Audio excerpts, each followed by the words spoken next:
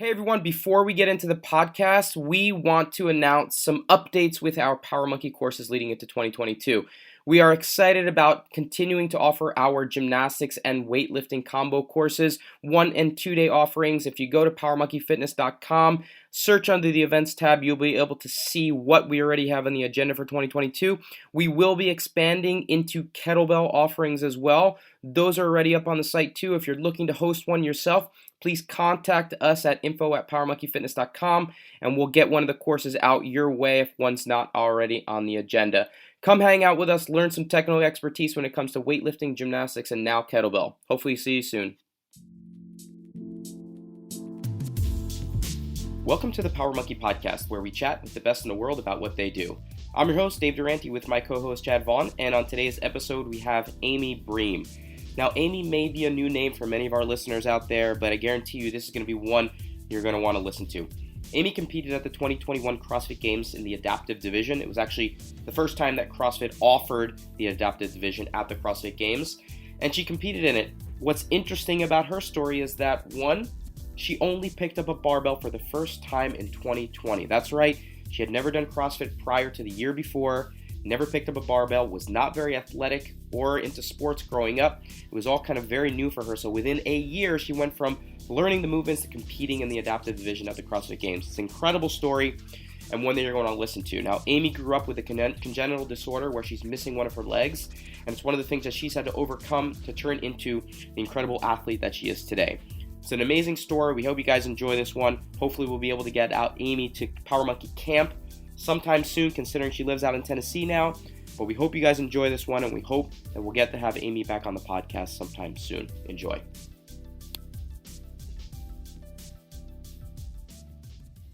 Amy, thank you so much for joining us today. Thanks for taking the time. How you doing? I'm great. Thank you so much for having me. I'm glad to be here. Of course. So you're coming from Nashville, is that correct? Mm-hmm. Yep. So that's not where you grew up. That's a fairly recent move for you? I've been here 8 years. Oh, wow. Okay, so you've been a little while. Yeah, but I was in Pennsylvania up until that point. So Okay. I grew up in a really small town in PA, went to college there, and then moved the summer after college graduation. Been here ever since. I know he's muted right now, but Jordan in his head is saying, where in Pennsylvania? Because that's where Jordan was born. Where in PA are you from? Nice. It's like middle of nowhere, South Central. Okay. So city-wise, it's closest to Harrisburg. My town is like, there's not even a stoplight. So it's like close to Carlisle area, if you're familiar with it, but it's a hit or a miss if people, very not well-known area. I gotta know what is the population of that town? I come from a town of 1,500 with no stoplight as well. So okay, probably closer to like 3,000, but not much bigger. Yeah, no stoplight. Nice. It's like close to other towns, but it's very small. Yeah. Awesome. Chad, is where you grew up pretty small still? Oh yeah, probably smaller. Whenever I moved away, everybody else moved away too. So that's how that goes. We're probably close to 12 or 1,300 at this point, I would think. Oh, wow. Yeah. Wow. Yeah. Well, the reason why I bring it up, Amy, is because, I mean, you moved there kind of unknowingly for the fact of like fitness, right? That came later down the road, but Nashville and Tennessee has become kind of like the center of our fitness world in terms of CrossFit, at least with regards to what's happening now in Cookeville and us having our Power Monkey camp there, and seemingly everyone is moving to Nashville. Do you feel like it was just like a fortuitous move that Nashville turned out to be such a great location for what you ended up doing? Yeah, definitely. It's kind of weird how it all lined up because, again, like I moved out here for music, like everyone else in this town. And like I love the city, and I had decided to not pursue music in a career fashion probably 4 years ago. And at that point I was I actually train out of a boxing gym, which is a little bit unique, not a little, pretty unique. But I started CrossFit in 2021. And just at that time, it happened, like I didn't do anything with CrossFit. I was very still very much learning moves and what a kip was and all of that, brand new. My coach at the same time moved. I've worked with his brother for almost 5 years now. I'm operations director at the boxing gym that I work at. So my coach camp comes from a box in East Tennessee, and he moved out in 2021. And at the same time, I had an adaptive athlete on Instagram reach out and tell me about the that it was the first year CrossFit was hosting an adaptive division for the Open. And I like didn't even know what it was. I like registered. It's like $20. Okay, where do we go? Like I didn't know anything. Like, so it just kind of happened. And then so my coach we were like working out together. It was not like a coach situation. We just like all worked out. And then I was like, can I kind of follow you around for a couple months and try to figure this out before the Open? Because that was January. And here we are. I mean, there's a lot to unpack there. That's a lot going on in a really short period of time. But the main thing that I kind of want to just touch on is the short period where you went from not even knowing what CrossFit is and what the movements are to competing in the games in less than a year. I mean, the division wasn't even there, but you went and competed at the highest level within such a short period of time. And that's just insane in of itself in terms of like what you had to learn, and not even being in a CrossFit gym. I mean, how does that happen? Who is this mastermind of a coach that was able to kind of teach you these things? Yeah. So I will say, so I picked up, like, I didn't do weightlifting. I picked up my first barbell in like 2020. And then during that time, it was actually kind of during the COVID shutdown. And so I was not doing CrossFit, but that was the first time I was working out with two, like my bosses, the head trainer, who's my coach's brother, and the owner. And that was the first time we did weightlifting on a timer. So it definitely wasn't CrossFit, but it was like, I was like conditioning and strength together. So I was like used to that type of workout by that point, but I hadn't ever kicked or, Olympic movements like snatches. I was like, what?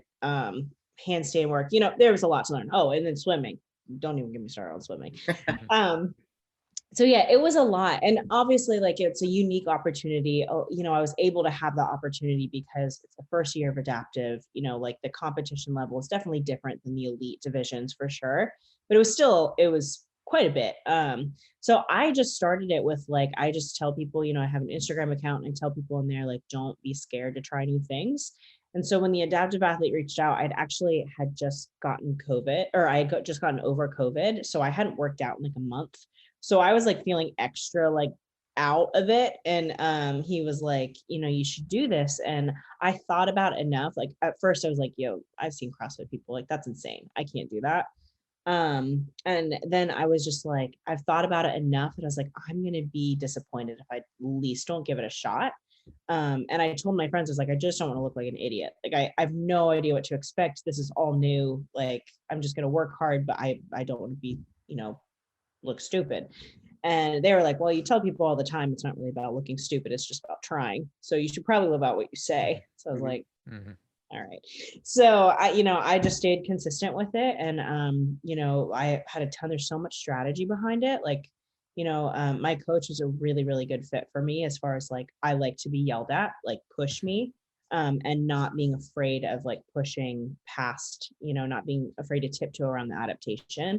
But at the same time, making sure I'm being like efficient with my movement. So it just kind of clicked, That's incredible. I mean, you kind of said, started picking up a barbell in 2020 to give some people a reference point as to how long you've been doing it. But, a lot of athletes have been doing this for 10 years plus and don't even scratch the surface of even thinking about going to the CrossFit Games. So an additional year with a barbell still is pretty impressive. Chad, what do you think about picking up a barbell in 2 years or in a year and then ending up at the games?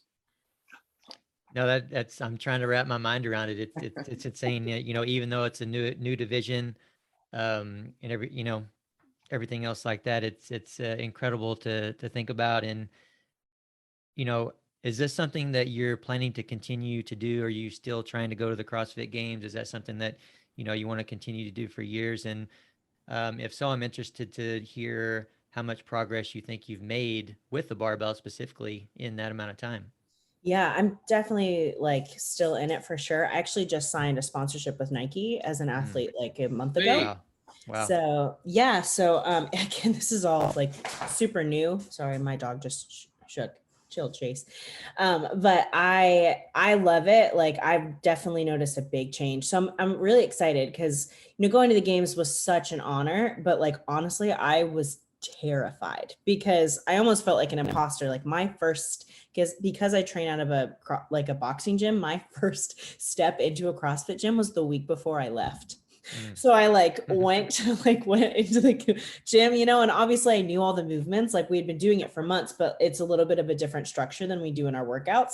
So I was kind of looking around, don't look stupid. Okay, yep, this is what we do. All right. And just kind of went from there. But my next I've competed twice since the games. I was in a smaller adaptive competition called Wheel WOD based in North Carolina. And then I also went to Wodapalooza in January. And even just I noticed a good bit of difference in my progress and just strength but conditioning and all of that. So it's been super fun and encouraging. And I'm like, man, if I can do this in a year, let's see what, the next 5 years bring. Right. I'm really pumped. So. Right. Now, being that you only walked into a CrossFit gym the week before you went to the CrossFit Games, are there any movements that you had to learn on the fly at the games? I remember a story that Coach Bergner tells probably still all the time. I used to hear him tell it all the time about, I think the first time Annie Thorsdottir went to the CrossFit Games, he had to teach her how to snatch. I believe that's the story. He had to teach her how to snatch on the fly at the CrossFit Games. Did you have an experience like that? So that was pretty much a lot of my week. Yeah. So we had particularly double unders. So it's a little bit tricky because, you go to the games and adaptive divisions, kudos to CrossFit for even taking it on, because I competed in lower extremity, but anyone can have something going on with their lower extremity. It's pretty wide range. So I was actually, last year I was the only above AK, which means above knee prosthesis. And so usually for adaptive programming, you do single unders, you don't do double unders, just because you're usually, jumping on one leg. But they program double unders, and it was also on a turf, which changes things about how high you have to jump and things. So the night before, I was in the hotel gym, and my coach was walking me through how to do a double under, because I'd always, done single unders, and I'm, let's do that all day long. I'll double it, whatever. But yeah, it was new. I literally, that week was just about challenges. I needed to be humbled, and it was good for me. But I think every single movement, literally every single movement that I had worked on, I mean, I learned handstand walks 2 weeks before I left. Wow. Everything, I was what if they do this? And they did every single one of them. I don't think they had a movement, maybe one or two movements that I was I'm going to crush this. They programmed all of that in the open. And then the actual games was let's find all of Amy's weaknesses and put her on the most public stage she's ever been on. It was a good time. Oh, absolutely. I'm very curious. How did you end up doing with the double unders? I mean, as a CrossFit coach, we get athletes come into the gym, and, what happens is double unders, they come up once every 1 to 3 weeks or something like that, right? So they try them, and usually they don't get them.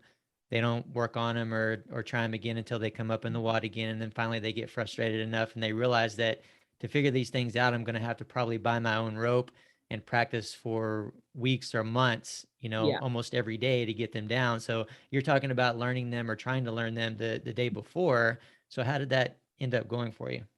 It went okay. I did I went single, double. So okay. I think I ended up getting 60 or something, not a lot, but I was all right, let's literally learn them last week or last night. It was, and the turf definitely changes things too. Now that I've, progressed on double unders in my home gym, just feeling the difference. But anyway, yeah, it was a wake up call, and okay, this is what people always say that about CrossFit, it's going to find your weaknesses, and sure did for me. So it was a good, let's just dive into those now. might as well. Well, that's amazing and incredible that you were able to honestly get any, only understanding that you're going to have to do them the day before. And you talked about handstand walking too. I know Dave's going to have some questions on that probably. You said you learned them, meaning that you actually were able to do it only the week before the CrossFit Games, and they came up. Did you have a gymnastics background at all before then? No. So it's funny, since starting CrossFit, now looking back, I probably would have been pretty good at gymnastics. Only because my body is kind of built for that, obviously missing a leg, but I'm compact and I pack on muscle pretty quick.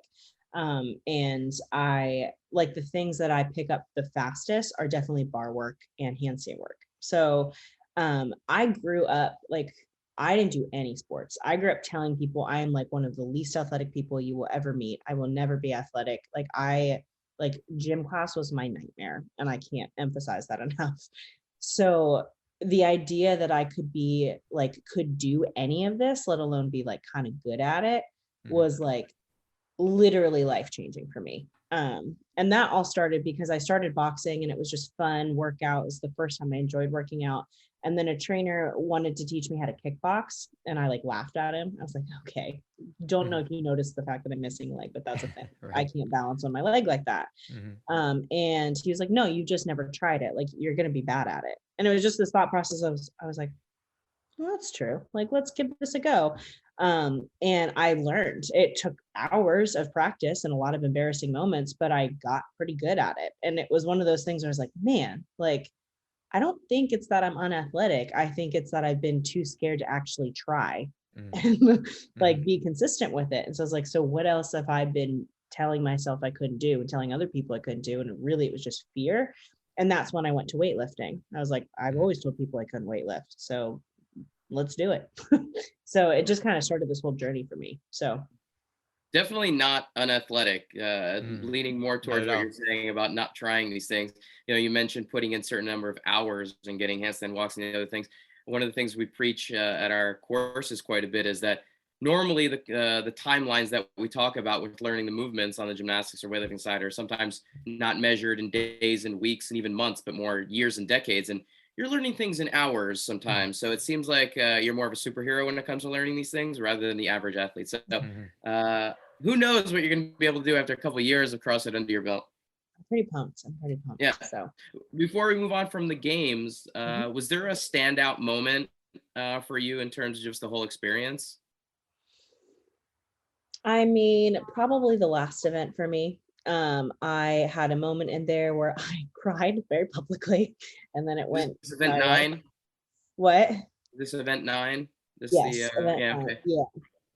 Yeah, and I tell people when I like describe leading up to that, I was like, again, pride breakdown. Like day one of the games, I was mad, like really mad at the programming and like whatever. And I was like, they're finding all my weaknesses. I don't get to show that I'm like good at things. Like I just feel stupid and a disappointment, whatever.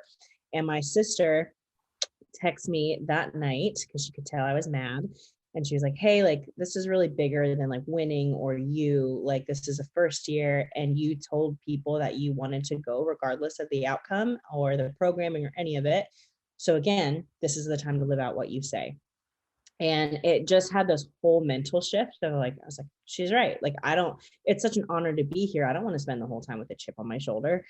So from then it was like, I didn't even care about yes, I care about the competition, but I wasn't looking to like, to the right or the left. I was like, this is so new to me. I'm going to like beat myself. Like, I'm going to just do the best that I can.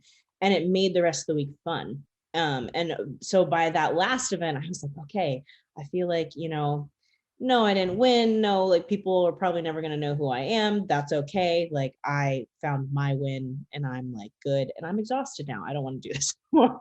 So like going into that last event, I told my coach, I was like, I'm going to throw up. Like the weight that they had set for us was a PR for me. I never lifted above my head. I was like, this is going to be humiliating. Like I'm tired of being humbled every single time. Like I can't do this. Like I remember watching the guys heat before us and like I had to walk away from the screen because they were all crushing it. And I was like, this is about to be humiliating. And my coach like dumped water on my neck. He was like, snap out of it. You're fine. He was like, you're going to do it. You're going to get it above your head and you will absolutely give everything you have into the last second. So that's what we did. And so 3 minutes into the event, I was like, upset. I kept failing. I looked at him and it was just this moment of like, here we go again, like just being humbled over and over. And he's very loud and he was like screaming across the stadium. He's like, Amy, you have to believe you can do this. Like you have to believe it. And from that moment, like it was like very surreal. I got it over my head and I remember the room got louder, but I was so checked out. Like I didn't know I was on a screen or like people were even watching me. So it was like, that sounds silly, but the room got louder and I was like, was that for me? Or like, did someone win and I missed it? So I wasn't really even aware of what was going on. At one point I heard like them start to say my name, and then I was like, oh my gosh, this is happening.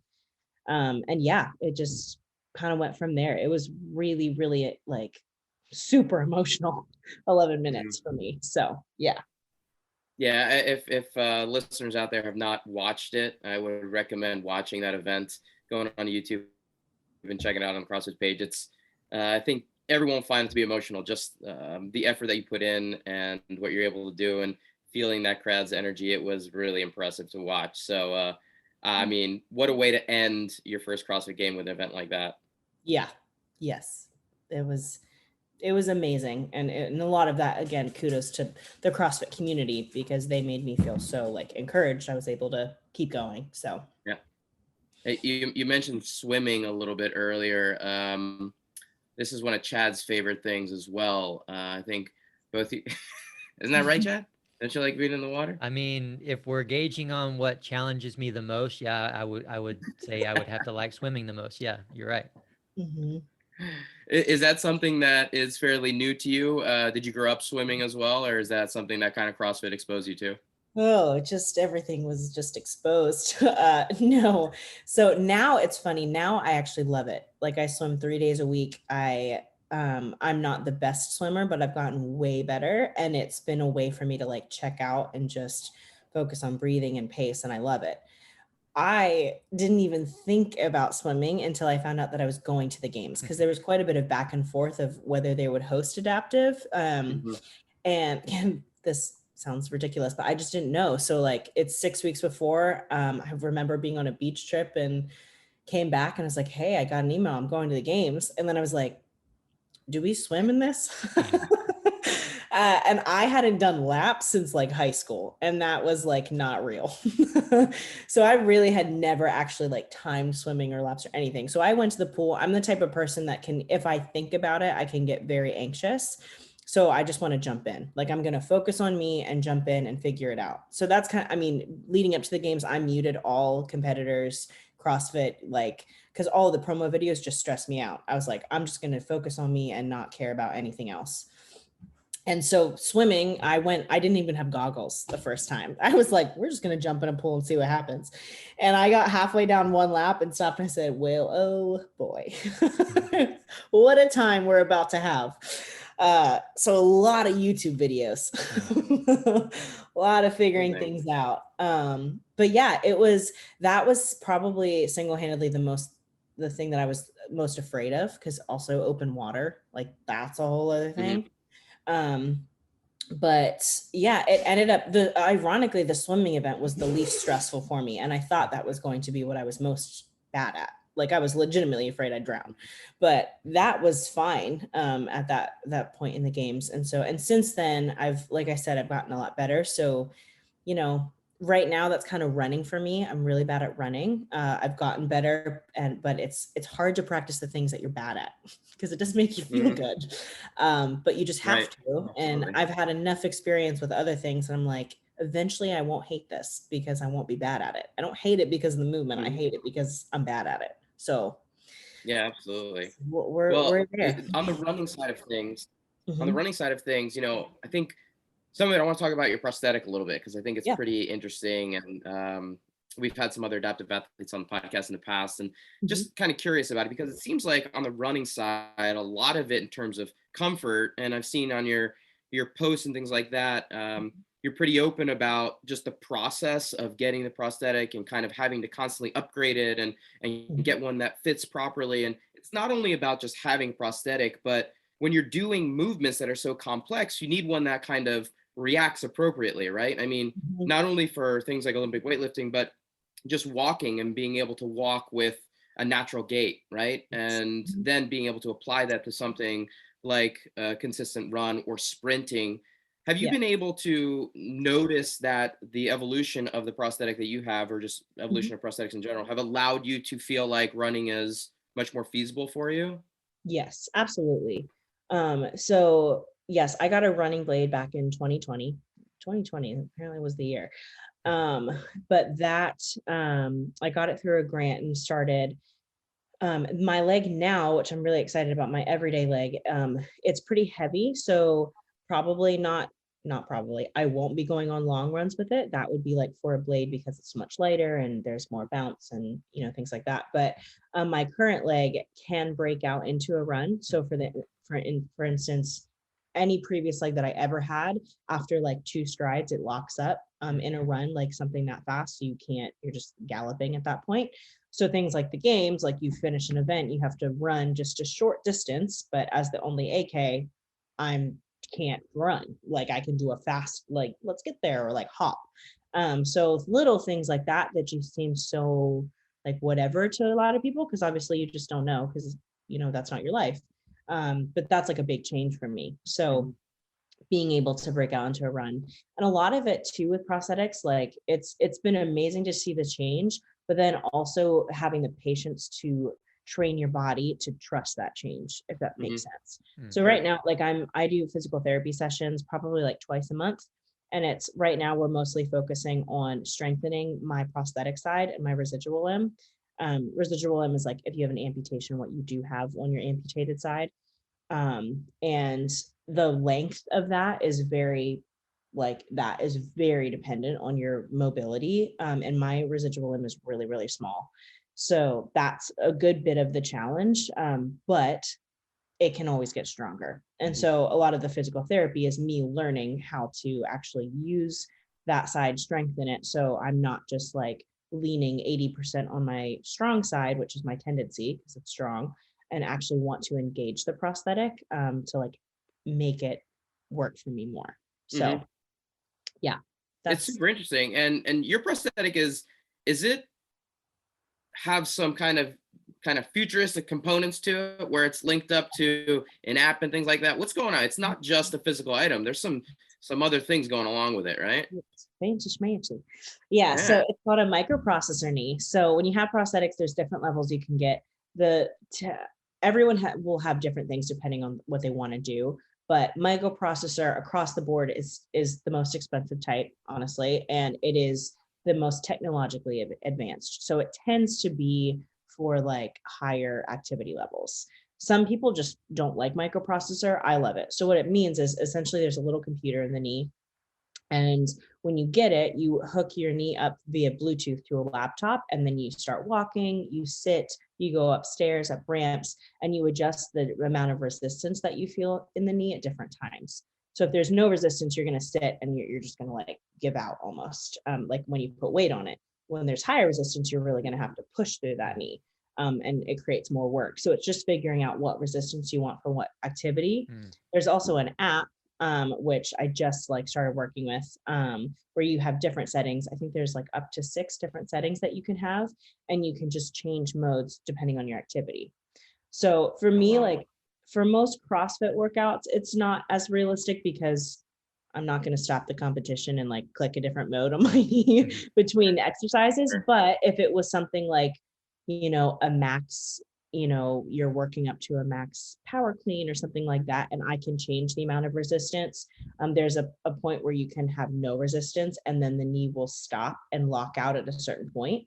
So for most of the time, a power clean, I just have to use the leg as a kickstand, and I throw it out and only land on my rear leg because it doesn't like respond in time for, you know, that explosive movement.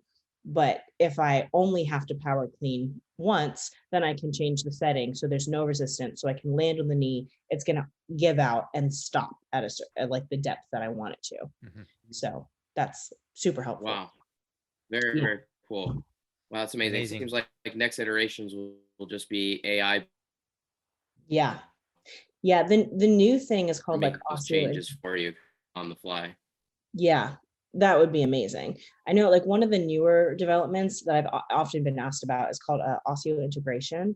And it's where you actually attach, like you have like a pin, my understanding of it, like in your body, and that attaches straight to the leg. So you don't have to deal so much with getting your leg on and off, but it's just like in, and it locks in.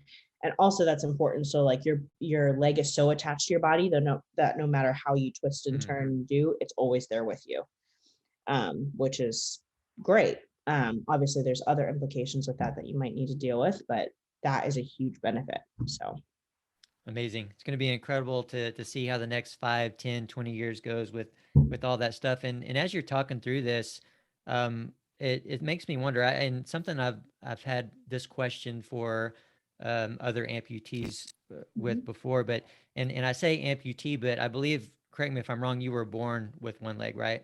Yes. So how does this differ? You talk about going to the PT and needing to strengthen your residual side and needing to learn how to use a new leg or whatever else like that.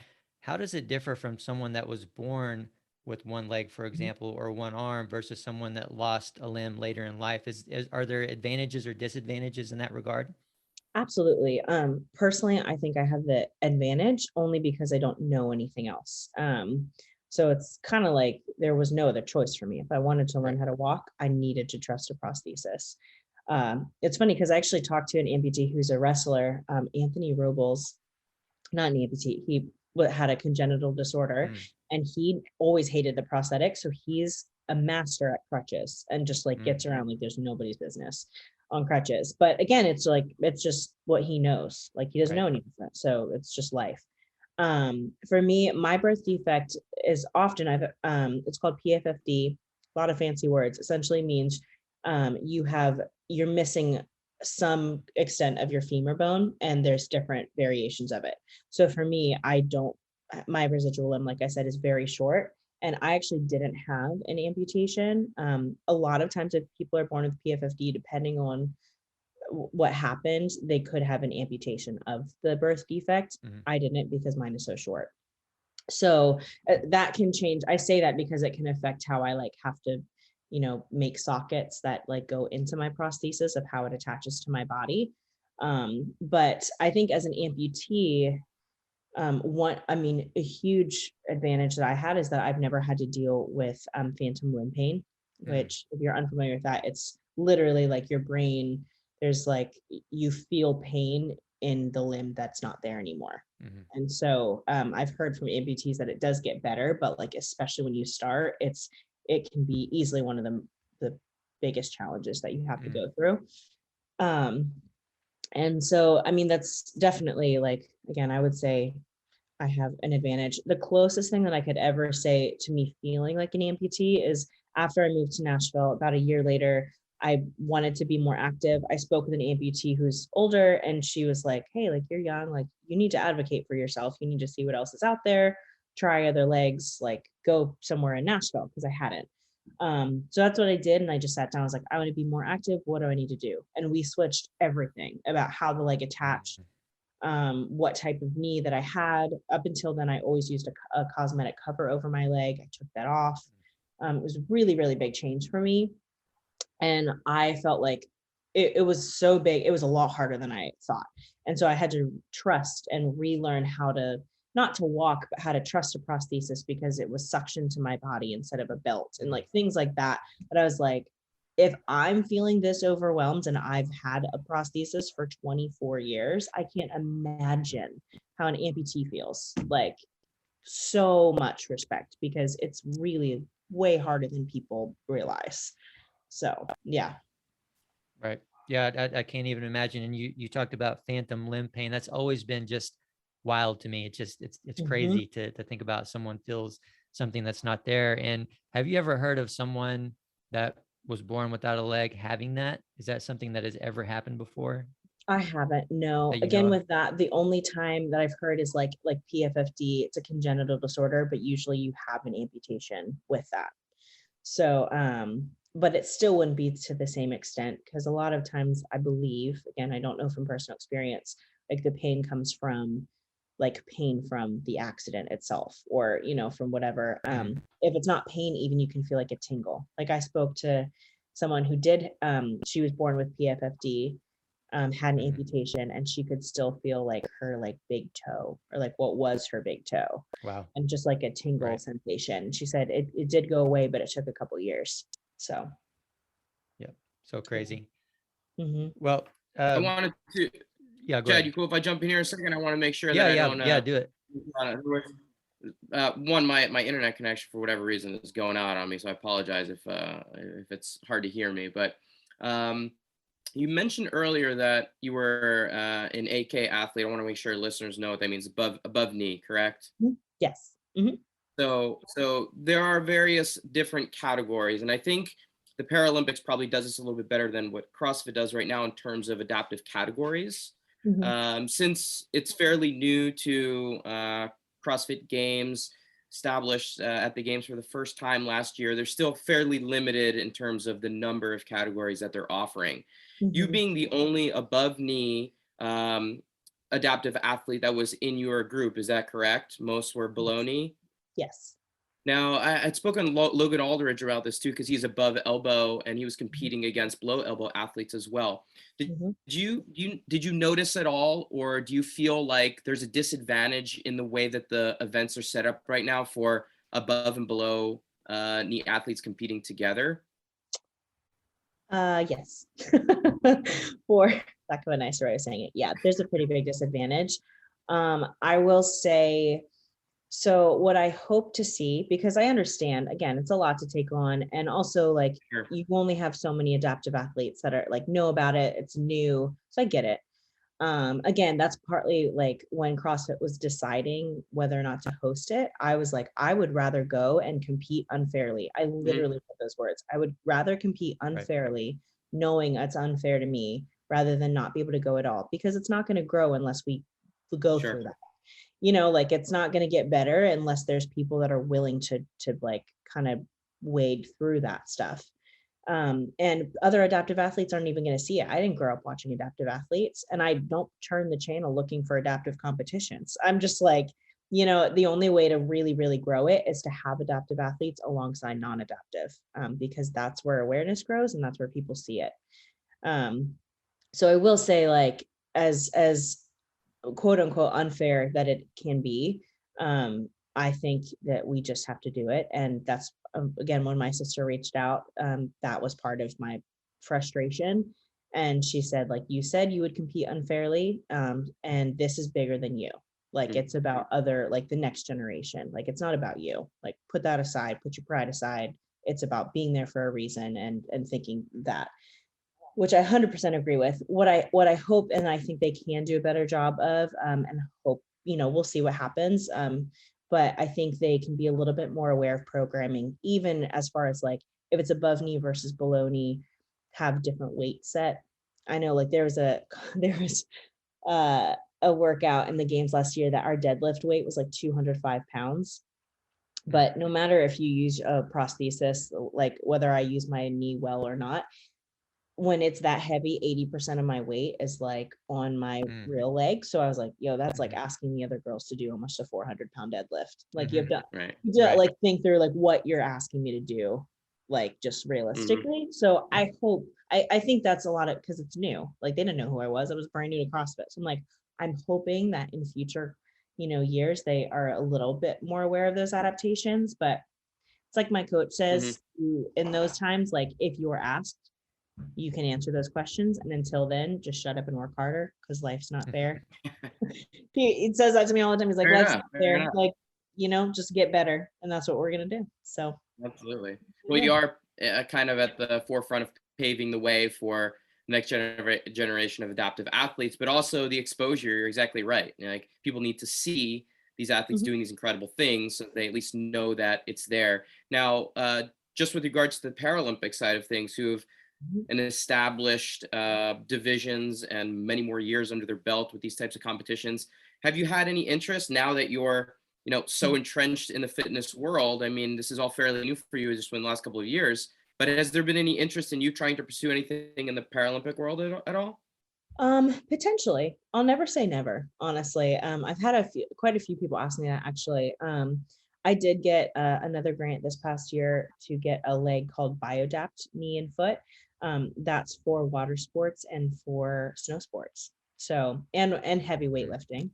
And so I have tried wake surfing with one leg in the past. I'm going to use it with two this summer, and snowboarding is also on my radar this year. So never say never. I'm here for it. Just again, like I'm like I used to say no to everything, so now I'm just trying to say yes to everything. See what happens. You know? Yeah. Can we touch on that? Actually, talking about, I'm not going to say no, but you used to say no all the time. And I got that from a little bit of an interview that I listened to with you. And the question for you, I believe, was something like, what would you tell your younger self?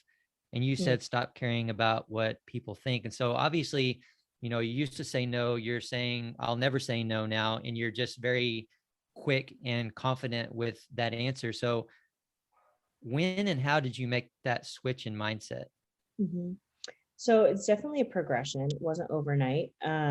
But I knew, like, I've always had a sense of humor about my leg. My family was always encouraging, told me not to use it as an excuse. I think what I didn't do as a child was lean into things that I was uncomfortable with. So I would do things here and there, but I was pretty shy, especially when it came to, again, sports and athletics. And actually, my brother-in-law is I've said this in interviews before. When I think I was like a sophomore in college, I think. He kind of called me out on a family vacation, and he was like, you never look at boys in the eye. You look at the ground when you walk. You don't wear shorts. Like, what's up? Like, you're clearly not as confident as you want people to think you are. And I was like, well, okay, welcome to the fam, bro. So I just kind of, gave myself the pity party answer back. Well, why would I do that? Like, I'm not gonna look good anyway, like all those things. And he was like, no, he's like, confidence comes from you. If you feel that people are uncomfortable or about your leg, it's because you're subconsciously making them uncomfortable. Like, it comes from you. And it was the first time that I was like, I couldn't really get away with the victim mentality. And I was thought I was pretty good at that. And I wasn't half bad at that. It's not like I walked around woe was me by any means. It was just in the areas that I was uncomfortable at, I was using my leg as an excuse when really it was just fear. And so that, like, he started as like a small game of like, you're like a 3 on the 10 scale of confidence. Like, let's get you a 10. So I'm going to make you do things step by step that make you uncomfortable. And so it was like, wear a skirt in public, like do those things. And so that definitely started it. And then I moved to Nashville after college, and I decided at some point, like 2 years in, that I didn't like how I talked about myself, even to myself, like not necessarily to other people, but when I looked in the mirror. And so I started saying positive affirmations, and I like said those every day. And most of the days I didn't believe it, but I was like, people say the power of your words are important. And so I'm going to say it. So like, I made really small decisions like that. So, I didn't do it. Like, I didn't start boxing with the thought I'm going to kickbox and start CrossFit. The idea of I'm going to go to the CrossFit games. It's like, this is uncomfortable, and I'm going to do one little thing that makes me uncomfortable every day. And eventually I heard a quote, and I've said this multiple times before. It's not that the more that you do, the less afraid that you become. It's that you become more brave. And I resonate with that. So I still get afraid. I still get nervous at competitions, but I have a higher capacity to handle it now because I know what's on the other side is worth it. So it just one little thing at a time. So That's awesome. That's basically life right there, right? We got to take one little step at a time. And I think that's really the biggest challenge for us as coaches, is to get people to understand it is about those little bitty small steps, not, making a huge change from one day to the next, not completely changing your diet, for example, from one day to the next, making one little change and kind of progressing up from there. Now, you mentioned Nashville again, and I'm going to switch gears here, unless you want to stay on the topic a little longer, Dave, because I got to know about this music thing. Like, what music thing led you to Nashville? What was that all about? And, what went into the decision to move away from that? Yeah, so music was actually my life growing up, like everything. So I grew up playing piano and saxophone, actually. So I was actually a saxophone major in college. I don't hear that every day. But I mean, I played like 8 hours a day. Like, it was life. Practiced like 4 hours a day. Did a lot. And it's funny because there's a lot of correlation between music and working out. Because again, like, you practice 8 notes at a time, 50 times in a row before you can get a page of music, when you're at a certain level. And so that's the same thing with working out in CrossFit. You do drills, you do small things that you don't feel like is paying off, but it is paying off. And eventually you'll see that in the macro level. And so, yeah, I did that. And I also did songwriting. I love to write, always loved to write. And then I kind of put that to music starting in high school and college, and took voice lessons. So I sang. So I moved to Nashville wanting to do something in the industry, whether it was managing artists or, being an artist myself, singer, songwriter. I love saxophone. It was just, you have to have a completely different lifestyle to actually perform in the saxophone world, the classical or jazz. And so, yeah, I moved out here and I realized that a lot of my love for music comes from my love of it and not wanting to make a paycheck from it. And I was doing it, had a rough couple of years in Nashville. Honestly, my first 3 years, I had a lot of crap happen. And it was just kind of at the end of the 3 years, I was like, I don't even think I'm liking this. Like, I'm doing this because it's what I've always done. But it's taken a lot of the joy out of it for me. And if I'm miserable in my career, that's a lot of hours of the week that I'm not enjoying things. And so I was like, I still love music. It's not that. It's just I'm going to move that back to doing it when I love it, because that's what it always has been for me, and just open myself up to whatever now. So, I mean, I started working in a marketing company, like completely different shift. It was just like, all right, let me just like start from ground zero. It was a really hard time of my life, to be honest. And just kind of figure out what life is. And at that time, I had just, I'd worked out at the boxing gym. They came to me and they're like, hey, do you want to work on weekends for fun, get a free membership? And I was like, sure, why not? And then eventually, a couple months of doing both jobs, they offered me a full-time job to be their operations director. So we have 3 locations and I manage the sales staff and do operations for that. And so I've been doing that ever since. And then just being in that gym environment is what led me to, weightlifting and CrossFit and all of that. So you never know. Definitely not. Definitely not. Now, do you still have urges to write? Do you still, jot stuff down and stuff like that? I do occasionally. It's like a skill like anything else. I think sometimes people think music and they're like, oh, when the inspiration hits. No. If you want to be good at music, you're not, I mean, it depends. If it's a hobby, then that can be what it is. But songwriting is like a skill. Like, you have to practice it unless you, no offense, want to write crap songs, but if you want to write good songs, like, it's an exercise like anything else. So I will write. I'm out of practice of it, but it is like a therapy for me. It's always been. And so playing and all of that is still a part of my life, just not in the same capacity that I thought it would be. But I didn't think I'd be doing any of this. So, Right. Yeah, did you hear that? That means that your music career is still very viable if you want to start pursuing it now. It is. Well, I'm going to get to, yeah, go ahead. No, go ahead. I was going to say, I'm going to get to practice live, evidently, with the karaoke at Power Monkey Camp. So I'm ready. There we go. If you want to come and see that live, Amy, you're welcome to come. Friday night, Power Monkey Camp will be May 6th. Chad and Chris Hinshaw will be doing a duet for karaoke night after having lost the Open. So that's going to be a special one that I think we're going to have to record and put live. Yeah, Amy might want to be my manager after that. She can come scout the talent and let's get after it. If I'm not there, I definitely need a recording. Send that over. I'll make a decision from there. There you go. Done. Well, I'm curious from, you're just so inspirational in terms of everything that you've done in such a short period of time in the fitness world, all the things you're able to do. I'm sure the next generation, not just adaptive athletes, but everyone that you're in contact with is saying, I can do something I didn't think I was capable of. But I'm curious, who inspires you? Are there people that have been inspiring to you in terms of what they did and the path that they kind of carved? That's a good question. So I've gotten asked that before, and there's not like one like famous person or like pinnacle person that I honestly look to as like, oh, if only I could do that. I think this is going to sound a little cliche, but I am genuinely most inspired by people that have integrity and are consistent when no one is watching. I think that speaks louder to me than anyone, because especially like being on social media, you learn really quickly, like, people can put whatever they want on there. They can make their life look great and they are absolutely miserable. I do not like, people are like, do you ever like deal with comparison issues? I'm like, no. Because I'm like, because that world is like, people are going to show what they want to show. And there are touch-ups and all that stuff. Like, I don't got time for comparison on that. So I think, and also like you can watch what you want to watch. So if you feel bad comparing yourself, stop watching their profiles.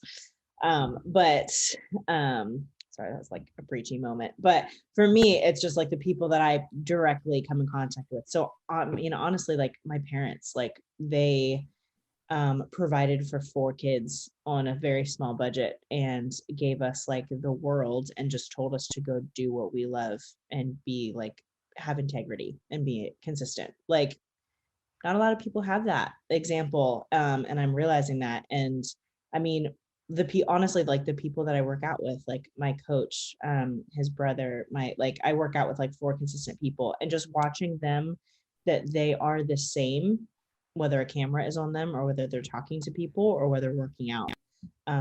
Like that speaks louder to me. And it's again, I think in the work there, like in the workout world, like people outside kind of looking in, there's so many cliches that are like, why do you have to be so intense? Why do you always have to work harder? Why do you have to care about skipping reps? Like, that's a big thing of like, like who cares if I do 8 reps or 10 when I'm supposed to do 10? Like what does it matter? But if I've learned anything, it's like what you do in one point of life will spill over into every point of life, whether you think you're doing it or not. So like to me, those things matter, because if you're skipping 2 reps and then you go to your job and no one's watching you, and you're probably not going to have as much honor as you would if then you holding yourself accountable to those 2 reps. And you might not agree with that, but like that's just my like, I believe that 100%. And so the people that I see live that out are the ones that I have the most respect for.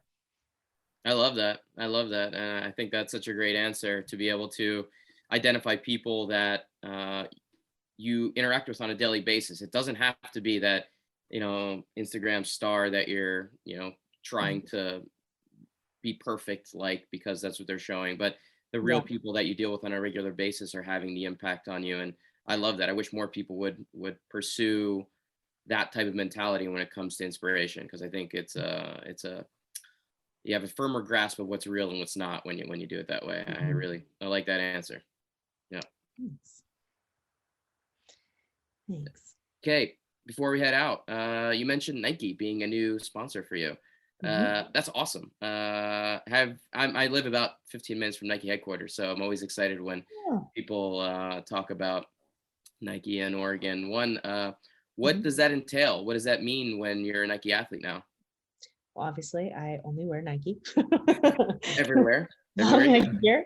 A lot of it is competing. So like sponsor athletes to compete. So, obviously part of what I receive from them is support to continue training. Training is expensive. Competitions are expensive. So it's been a huge blessing just to have that, kind of stress taken away.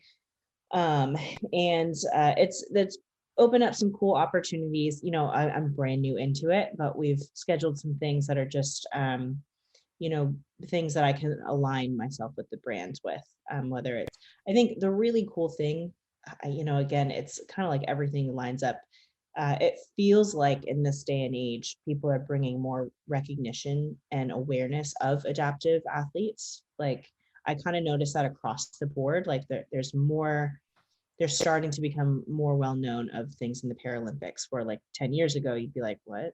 CrossFit starting it. And even you'll notice on brand advertisement and marketing, there's more adaptations that you're seeing, which I think is awesome. Because again, like as a kid, like I'm 30 years old, I never saw a one-legged girl anywhere on any advertisement ever. Like what? Apparently that now there's like Barbies that have that. And just the feeling of like, I am not alone. Like I'm not the only one. There are other normal people that are missing limbs, and they're actually like, they're not just sitting on a couch, they're enjoying life in whatever capacity they want to, is so important. And so I love that. So I think that Nike is also looking to do that. So in whatever capacity, like, I love competing, but I see it, my coach is always quick to remind me, you love CrossFit and you do CrossFit, but you are not CrossFit. Like you are more than that. So don't let your worth be defined by as an athlete only, which I think is really, really important for me to keep centered for myself. So no matter what happens with that, I see competing quite honestly as a platform to gain credibility to be able to speak to like on a different level. So athlete or not, adaptive or not, just to say like, hey, like you want to make life changes, you can do that. Like the world needs to see more adaptations. Let's talk about it. Like, let's not make it a taboo, this awkward conversation. Let's just like, this is how you talk to an adaptive person, you know, like, so in whatever field or capacity that I'm in, like, that's what I want to do. So.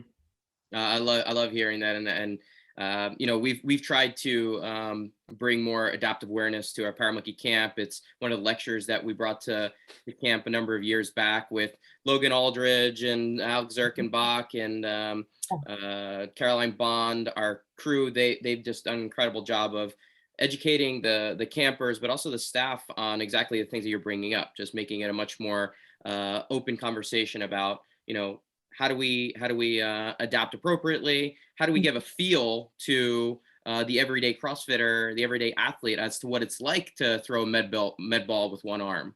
Yeah. And, you know, like what it's like to do pull-ups with, you know, a blindfold on and not having the ability to see what's going on, and what all those things actually feel like. I think you give a much better appreciation for what it's like to be in an adaptive athlete situation that way. And we're all about trying to build that awareness. And Chad, you know, I'm not sure if you know this, but you know, at camp, one of the things that Chad has grown quite a bit is our campfire stories, and it's become like a really big part of our camp. Every night, Chad brings up another incredible. Sometimes it's a camper, sometimes it's a staff member, sometimes it's an athlete, just to tell their story. And Chad is always kind of using the tagline of finding your inner superhero. Let's find your inner superhero. And Chad, I think we found another superhero to add to the equation here. Oh, there's no doubt about it. We got to get you out to camp just so you can be part of Campfire Stories for sure. But, you know, when Dave asked you who you look up to, and you mentioned it's just, you know, the people that you're around on a daily basis. Well, as you know, you're someone that so many people certainly look up to with what you do on your Instagram. You're real, and you're telling it how it is. You're being funny about it as well. So it's, we're thankful to know you, and keep doing what you're doing, because you're absolutely a superhero in my mind. And I know that a lot of athletes, you know, able-bodied and whatever, are looking up to you and keeping an eye on you. So great work. Thank you. That means a lot to hear. So I really do appreciate that. Before you head out, goals for the year, upcoming season. What are you looking forward to this particular year, and what do you have on the agenda? So running is a big goal of mine. I think, yeah, goals for the season. I like, there are specific goals, obviously, like always getting stronger, using my prosthesis better. Despise deadlifts. That is still something I really have a hard time imagining enjoying. But getting it, like, I want to go into my next competition, hopefully the games, we'll see. I'm on to semifinals for the adaptive divisions, go right to semifinals. So we'll see how that goes, hopefully to the games. And if that happens, I want to have fun. Last year was so much fun. Like, it was great. It was an honor again, but it was so new. I felt it was more stressful going into it than like just enjoying it. And there's always going to be a level of stress for competing.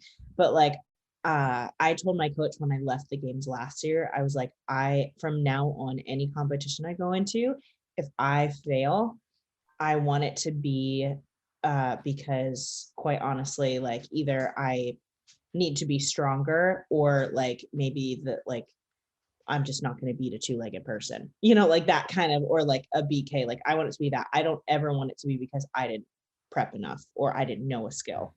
So like, all of the skills last year that I was afraid of, I want to go into this next competition being like, do every single one of them and let's see what happens. Like, I'm ready. So that's kind of, I just want to have fun with it and do that. So love it. Yeah. Well, we're going to keep keeping an eye out for sure. And I know we mentioned it a couple of times, but just the fact that you're in Nashville, we got our camp coming up in about a month. Yeah. And actually, today is it's exactly a month from today, the opening day of next Paramonkey camp. So if you are, it's about an hour and a half from Nashville. So if you want to drive over and come check out what we got going on, we'd love to have you. I would actually love that. Yeah, let me check. And my coach might actually want to come too. So let me check. We'll see. Come check out. We got a beautiful 150-acre campus where we got a lot of fitness going on for a week. So it could be cool for you to come check it out. Yeah. Excellent. That sounds awesome. I'll definitely get with him. We'll look into it for sure. Excellent. Excellent. Now, some quick questions, and we'll get you out of here. First one is, what sport or discipline do you prefer now that you're doing weightlifting, gymnastics, and all these other fun things in the CrossFit world? Do you prefer weightlifting or gymnastics? Gymnastics. Yes. Ooh. So easy. Well, see, Dave, you might not want her to come to camp now because we'll change her mind real quick on that. No way, it's not happening. And then if she comes and works on handstands, we got way too many fun things going on in the gymnastics side. It's a kids gymnastics camp, so there's pits and there's trampolines and a lot of fun things, and so we'll probably even expose you to things that CrossFit has not. So it'll be fun. But question number 2 for you: any guests that you think would be great for us to have on the podcast? Somebody that you've come across that you think would be a good interview for us? That's a good question. It's always a little tough. So if no one comes directly to mind, you can reach out to Jordan afterwards if you thought about it. Have you ever, not to put him on the spot, but have you ever reached out to Derek Wida? So he is the adaptive athlete who told me, he's friends with Logan. He's the one that told me about adaptive CrossFit. So he is an Army veteran, lost his leg, AK, and actually told me about the Open and then tore his bicep like less than a month before the Open, was like ready, tore his bicep, and so then had to watch us, like ironically he told me about it, I got to go to the games, he had to watch everyone go through while he was rehabbing. So a lot of respect for him just to like stay on it. And honestly, he's like way more jacked than he even was last year, and he is in the Open now, and so he's also proceeding to the next level. But I think he's kind of like sense of humor, like we're both kind of tell it how it is kind of people, and so that's who I tend to chat with the most. But Derek Wida would be fun. Jordan, check him out. Thank you for that. Yeah, absolutely. Hopefully we can get him. Look forward to talking to him as well. Any books you've come across here recently that you would recommend to the listeners? Actually, what is it called? It's actually right over here. I always forget the exact name of it. Awkwardly, it's right in my bookcase. Yeah, you're all good. I have experience.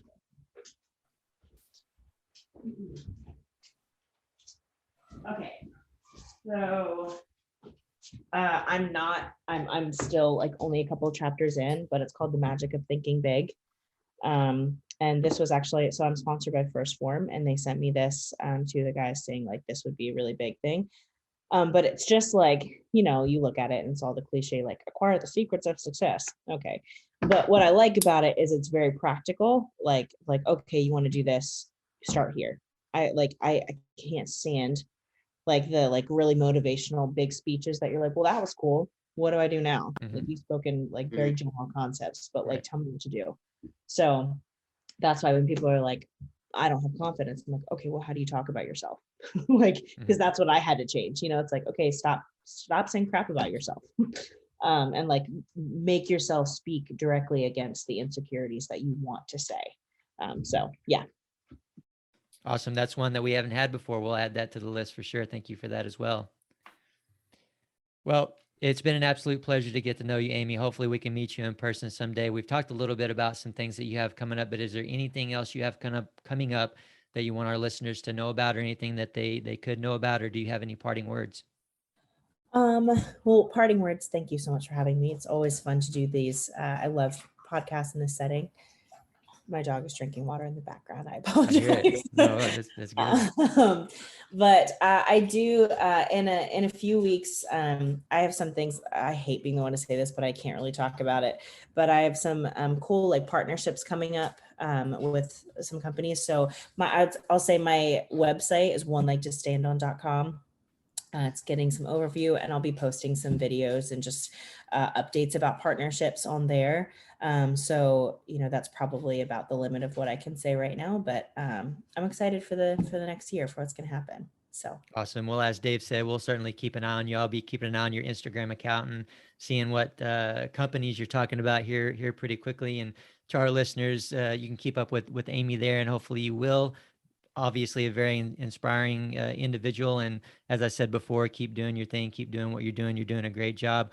To our listeners, As always, we very much appreciate you listening in. Be sure to head over to powermonkeyfitness.com for services and upcoming events. Also, check out our Instagram pages for regular teaching and technical content at Power Monkey Fitness, at Dave Durante, and at Ollie Chad. And on behalf of Power Monkey Fitness, we're your host. I'm Chad Vaughn with Dave Durante. And until next time, guys, thank you all for listening.